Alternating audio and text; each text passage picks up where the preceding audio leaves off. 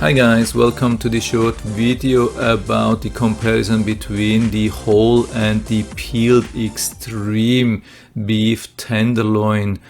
Yeah, the question is always which one should you buy? Can you save a lot of money when you buy the whole one and then do the peeling yourself? How difficult is it? I mean, if you are just a normal person used to a little bit of meat cutting and not a pro. Of course, a pro can do this easily in short time, but if you're a normal person, is it really worth to do that? Here we have a really nice web page. I will put down the link into the description so you can check it out, everything what he is writing about. But basically it starts with the fact that you are paying around 10 maybe $11 for the whole tenderloin, and you are paying about 19 maybe $20 for the extremed peeled tenderloin.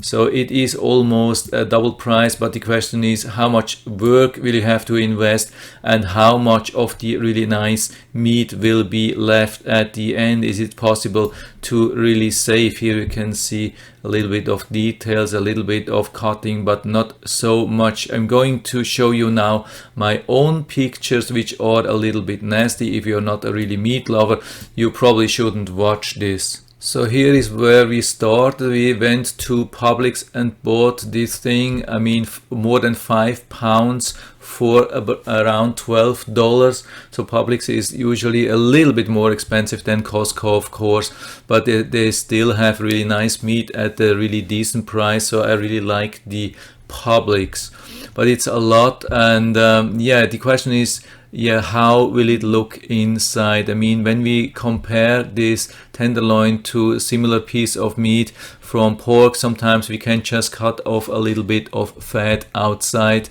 and then inside we get access to the really nice meat easily. So it's no problem with that. But how is it with the beef tenderloin? So by the way, our result was to have at the end a really nice beef fondue.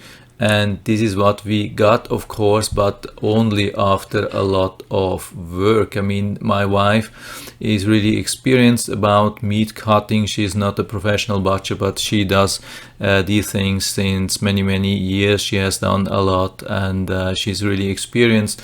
And she's not a beginner, so I would say she's definitely at least an intermediate meat cutter.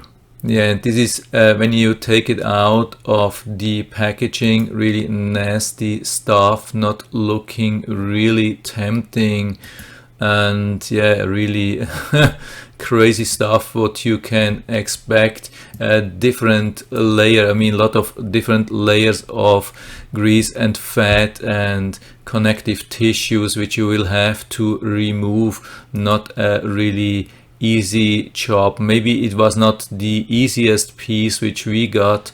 When I look at the pictures from other websites or YouTube channels, it looked like a little bit easier. Maybe that was just a little bit bad luck here, but yeah, it can definitely happen that it looks like this, and it's don't expect something much easier than that. You will definitely have a nasty crazy job to do, remove all the stuff here. So I'm done with my pictures, back on the original one. So what's my conclusion? At the end, my wife had to cut for definitely more than an hour. I think it was around one and a half hours, and she was totally fed up with it. At the end, she was tired, and she told me no more again, never do it again. And the result, I mean, from the financial perspective, we put everything on the scale and divided it, I mean the total price divided by the pounds, and we got to a pound price of around $15. So instead of maybe paying $20, we paid only $12 for the total thing, but the meat which we got out was then at the end $15. Really nice lean meat, per pound instead of paying maybe, I can't remember how much it would have been at Publix, maybe $21 or so. So we saved about 50% of the difference, or let's say $5 per pound, and since we have 5 pounds, the total saving was about $25. But of course you have to decide on your own if it's worth to do. We decided not to do this anymore, but yeah, so I hope I was able to help you a little bit with this information. If you have any questions or comments, just write to the comment section below, and I'm always happy to talk about these things. And if you like the video, give me a thumbs up, subscribe to the channel. Thanks for watching, and see you next time.